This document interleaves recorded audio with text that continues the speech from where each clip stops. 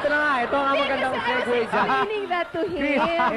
Na ano, kasi Sige before, I was telling him na I was a year and a half, tapos sabi ko, kulang na lang isipin ko, meron kayong mga horn sa ulo nyo. Dahil, syempre, di ba yun ang kinalakihan ko? So, I was wondering kung, was the situation the same for them? Well, I think, you know, in our case, because we have, as I said, been in politics for a long time, yung mga personal na ano namin, hindi masyadong pumapasok yan sa hate and love. And, well, siguro sa umpisa, you know, when you, unang reaction mo, sasabihin mo, bakit naman ganito? Bakit yung mga taong ganyan? But after a while, lalo na yung sa 86, nung nasa Hawaii kami, sabihin mo, ganun talaga ang buhay, wala kang magagawa, just get on with it. And again, we really came to the conclusion that to cloud your mind with all of this emotion, especially when you're talking about your public life, is a dangerous thing.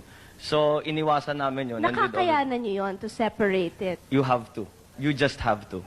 Okay, Arnelli, Oh, go. ito na. Naku, nakabuelo rin ako. Sinasabi mo, akalain nyo sa amin may sungay na and all that. How did that come about? Because we never, you know, we were Hindi always... naman ikaw siguro personally, but syempre, di ba, ang nakatatak sa utak ko, the reason my dad was in jail was because of your dad.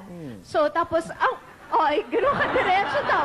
Hindi, totoo naman ho talaga yun. Kasi nga, I was explaining to him, I was only 18 months old when martial law was declared. So, 18 months lang ako noon. So, syempre, ang kinalakihan ko, dumadalaw kami sa Fort Bonifacio. And tinatanong ko, bakit ganito? Bakit ganyan? And syempre, bumabalik sa daddy mo. But then, I remember, of course, na your mom was very nice to my dad nung nagka-heart attack ang daddy ko at ang mommy mo nag-facilitate na makapunta kami sa Amerika. So, hindi naman ako blinded totally na lahat ng ginawa nyo evil. Hindi naman ganon.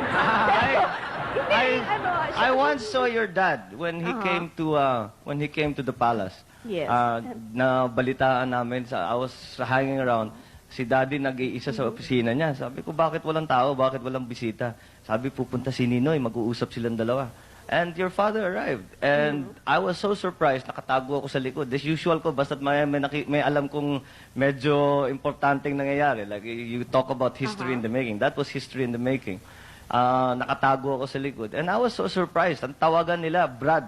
Because they were both from Upsilon, di ba? And I remember a question that my father asked. And it's, your father asked this. Sabi, Brad, bakit mo naman ako kinukulong? Bakit mo naman ako linagay sa Fort Bonifacio?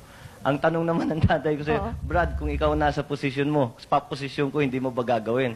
Yun, nagtawanan silang dalawa. So I suppose they were able to see further than Well, that. siguro, di ba, pagka mag-anak ka, mas matindi talaga yung nararamdaman mo. Sa bagay, kung gano'n ang Kung siguro, papagos... if 8 months from now and you were jailed, siguro, yung anak mo rin naman, siguro, yun ang kalalakihan. Kung sino man yung in power at that time, will also be, I guess. Well, I suppose it's inevitable that would happen.